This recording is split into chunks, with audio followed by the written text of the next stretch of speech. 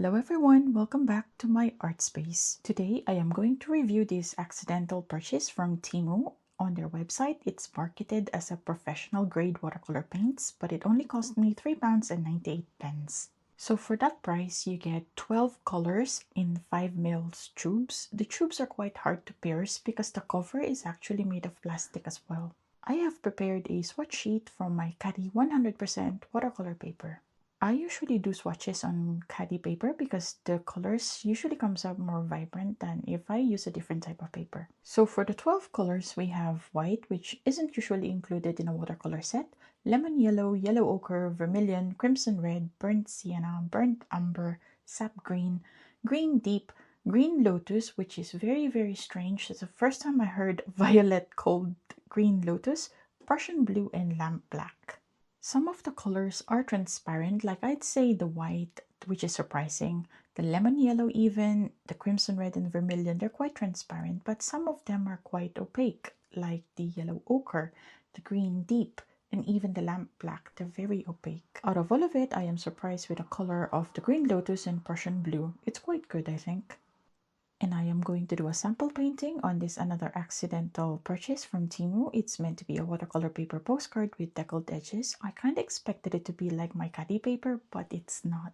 This paper is described as 300 GSM textured watercolor paper, and it is indeed textured. I have mixed impressions with this Risa Watercolor Set being marketed as professional grade paints. I mean, you can tell from the get-go, from the packaging and all that it wouldn't be professional grade. Still, I had high hopes. I did have some struggle between the blending and the mixing of the yellow and green paints to the point that it almost appeared murky. At the top, you can see that the yellow-green, it's not meant to be like that. Still, for the colors that appeared clear and clean, I can say that they are actually vibrant. At some point, I have already done a few layers of the yellow and green together, lifting some paper fibers, so I'm not sure if that contributed to the murkiness of the piece. Please bear in mind that the paper is marketed as being 300 GSM, so I wasn't expecting paper fibers to be lifted, but perhaps I have overworked it.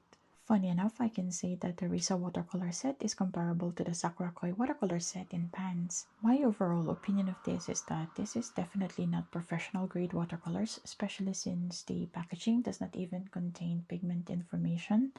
To some artists, pigment information is really important in choosing their professional grade watercolor paints because it does affect the quality of the overall painting. If someone asks me to do a commission or if I were to paint a gift for a friend, I would not use this watercolor set purely because I'm not sure about the light fastness of the paints. Light fastness is the ability of the paints to resist fading. I will definitely use this for some pieces in my sketchbook and when I want to practice, because for the price of £3.98 you can't really go wrong with that. And here is the swatch sheet again. You can see that the green deep and the yellow ochre are quite opaque, but apart from that, the white, lemon yellow, vermilion and crimson red are quite transparent. And this is the finished sample painting that I did, which I think it's not too bad. So if you ask me, is it worth it for sample sketches and for practice paints at the price of £3.98, I'd say yes, totally worth it.